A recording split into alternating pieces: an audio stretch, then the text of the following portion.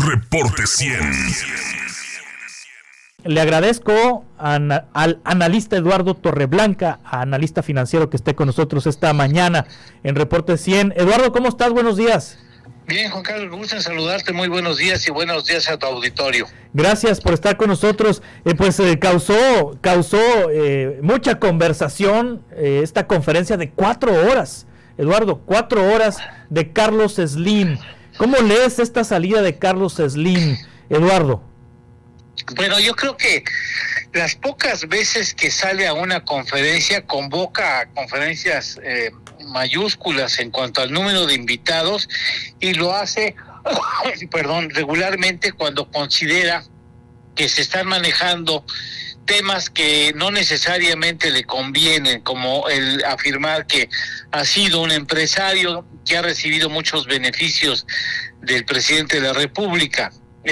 Y aprovecha porque contesta, y a mí me consta porque he estado en esas conferencias, contesta lo que, si tú le preguntas sobre cuál es el sabor del chicle que más te gusta, igual lo contesta, no rehúye ningún tipo de pregunta. Sí. Y me parece que lo que está tratando de hacer es deslindarse de alguna manera de la idea que pudiera tenerse de que ha recibido un trato preferencial del presidente de la República, cuando en realidad sabemos que es un empresario predominante en varios terrenos de la economía, y que como empresario predominante, pues evidentemente tiene mayor posibilidad de estar involucrado en grandes obras.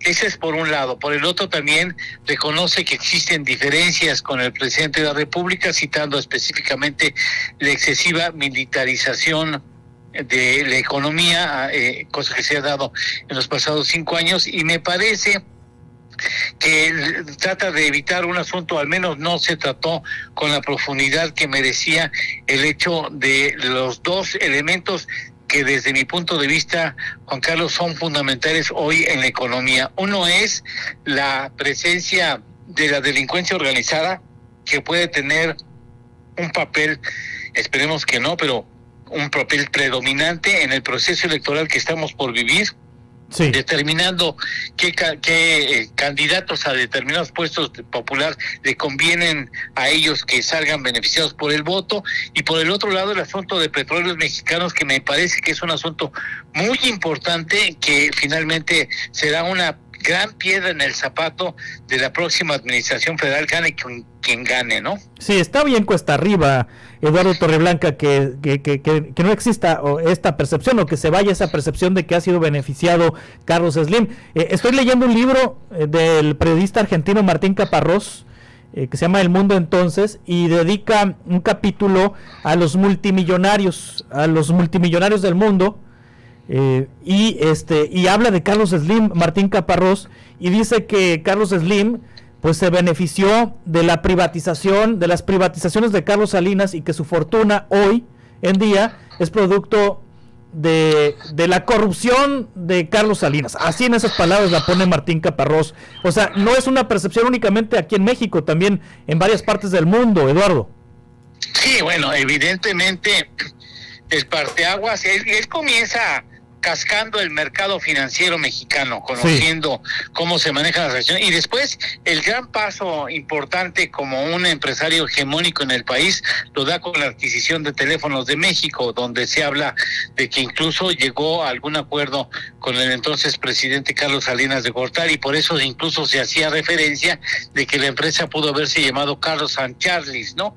Sí. Pero a partir de ahí, de su hegemonía y de su paso como empresario predominante en el terreno de las telecomunicaciones, empieza a dominar gran parte de las actividades económicas, al extremo de que se hacía referencia de que las empresas que cotizan en la Bolsa Mexicana de Valores y las que eran parte del índice de precios y cotizaciones estaban en su inmensa mayoría, al menos en su mayoría, en manos de Carlos Slim, y de ahí su actitud siempre preponderante en la actividad económica y en las grandes obras. A mí me parece que es evidente que digamos, la manera en que el capitalismo mexicano fue floreciendo fue gracias a la existencia de muy pocos empresarios que tenían la capacidad de vincularse con la clase política y obtener beneficios de la clase política, no sé si a términos de corrupción, pero evidentemente la no participación, digamos, más democrática de las decisiones económicas acabó generando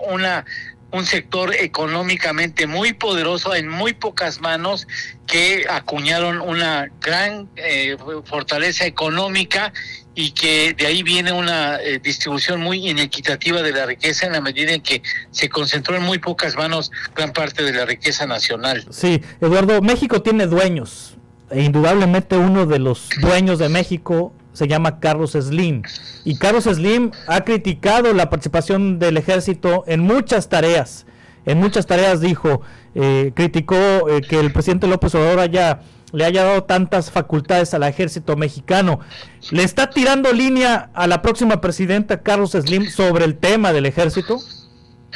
Pues sí, y yo creo que al menos del equipo que está tratando de impulsar la candidatura de Xóchitl Gálvez estaría de acuerdo con esa posición de que es necesario devolver a los cuarteles al ejército a lo que es en esencia su responsabilidad, y de quitarle tantos puestos que resultan fundamentales y que no necesariamente son del dominio del talento castrense, pero no sé si Claudia Sheinbaum se atreviera a fincar una idea distinta a la que le ponen como guión, aunque tenga que tarde o temprano romper con la línea que marca el presidente de la República. O sea, Claudia Sheinbaum ya tiene definidas cuáles son las tareas y las políticas que tendría que impulsar, pero en algún momento tendrá que romper con el presidente, así lo dicta la tradición y así ha sucedido en prácticamente todos los sexenios.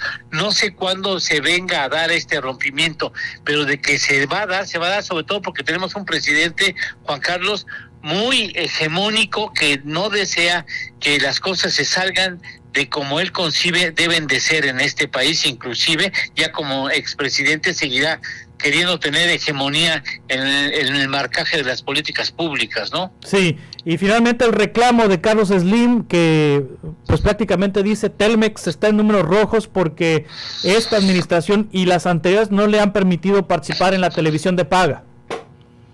Pues sí, además la evolución tecnológica ha dejado, digamos, a Telmex fuera del margen de las grandes utilidades. Ahora, en materia de telecomunicaciones, las oportunidades no están necesariamente en la telefonía.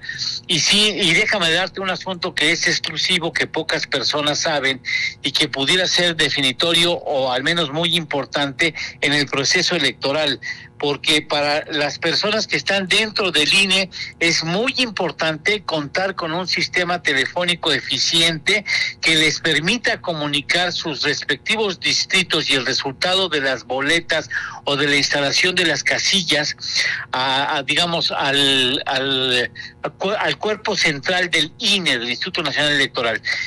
Lamentablemente el INE en algún momento tomó la decisión de hacer la adjudicación correspondiente a esta red de telefonía y con los servicios necesarios para comunicar por internet tanto las fotografías del lienzo electoral que está en cada una de las casillas, así como de los resultados y las contingencias que llegaran a presentarse. Se fueron por una cotización barata, acabaron con una empresa que no tenía la suficiente experiencia y que no ha cumplido y no ha entregado los teléfonos ni ha entregado pues las garantías de que los representantes del INE en todo el país van a contar con la posibilidad de tener esa comunicación directa con el INE en la capital de la República Mexicana.